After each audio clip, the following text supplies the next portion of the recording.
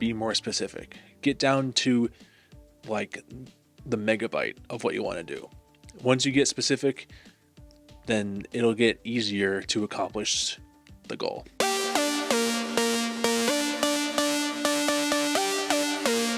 Welcome back to the Junior Mints podcast.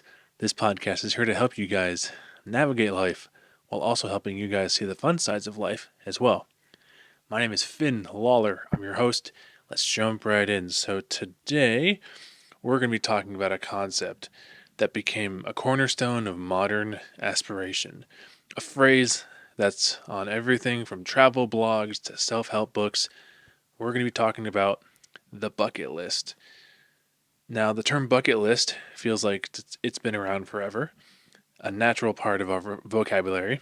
But the truth is, its widespread popularity is relatively new.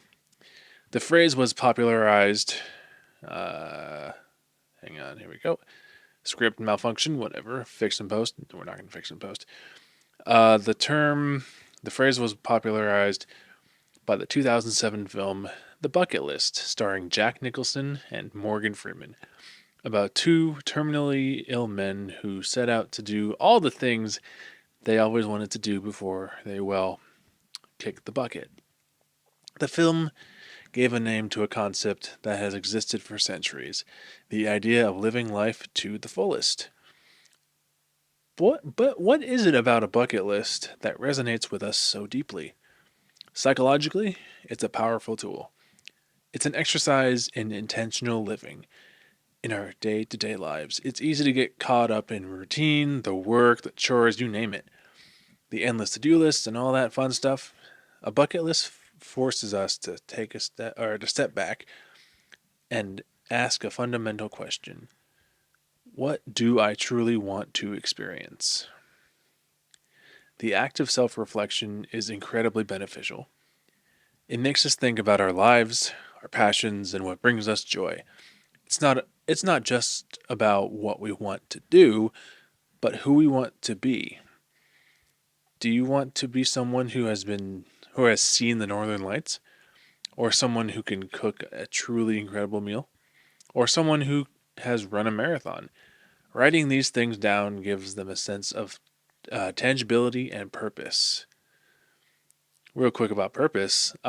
Sometimes you can ask God what he wants you to do and like what things he wants you to accomplish. And then after you ask him, he can sort of he can help add those things to your bucket list as well. Whether it's going on a mission trip or serving more or whatever, God has ideas for what he wants you to do as well. So that's kind of cool. And the benefits don't just stop at the list itself. The very act of pursuing an item on your bucket list, whether it's learning a new language or saving up for a trip, provides motivation and a sense of purpose.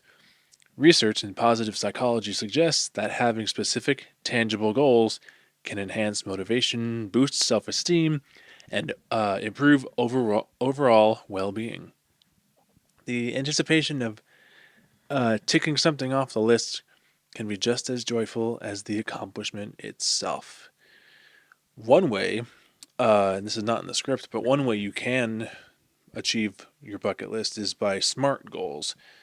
Specific, measurable, I think achievable, realistic, and time sensitive. I want to say that's right. I don't think it is, but you get the idea. Get as specific as you can with the items on your bucket list, because the more vague they are, the higher chance that they won't get done. In other words, be more specific. Get down to like the megabyte of what you want to do.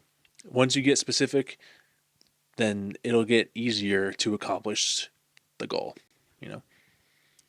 Of course, the classic bucket list is often filled with grand, adventurous items. Skydiving, climbing Mount Kilimanjaro, or taking an African safari are common contenders. These big, intimidating goals challenge us to step outside of our comfort zones and truly create unforgettable memories. Wow, my cat's meowing right now. It's fine. She just wants attention. It's fine. But a bucket list doesn't have to be epic or expensive. The beauty of it is that it's entirely personal. Your list might include things like baking a perfect loaf of sourdough, reading a classic novel, or just spending an entire day with no agenda. Not bad.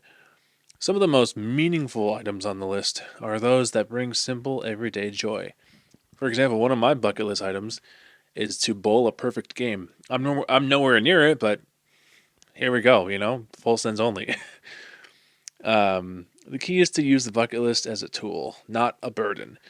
It shouldn't be another source of stress or a list of obligations. It's a roadmap to a more fulfilling life, a reminder to seek out new experiences, and the celebration of all the things that make life worth living. So, if you haven't already, I encourage you to grab a piece of paper or open a note on your phone and start a list. What do you want to do? What do you want to accomplish? What do you want to see? And what do you want to learn? This bucket list can help with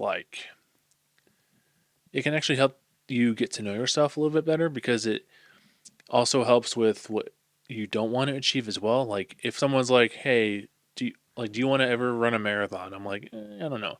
That's kind of an example of a thing. It's like, you know what? Once you kind of know what you don't want to do, it sounds weird, but bear with me. Once you decide what you don't want to do, the things that you do want to do become more clear. I don't know. I probably just pulled that out of thin air. But anyway, yeah, bucket lists. It can be something as simple as um, just playing more Pokemon Go or something. And that's kind of on my bucket list too. But so it can be whatever you want. It truly is whatever you want. Um, but yeah, bucket lists, they're fun. Anyway, this has been the Junior Mints podcast. Thank you guys so much for watching and listening. If you'd enjoyed it, please drop a like, subscribe down below, and we'll see you guys in the next episode. Peace. Pew.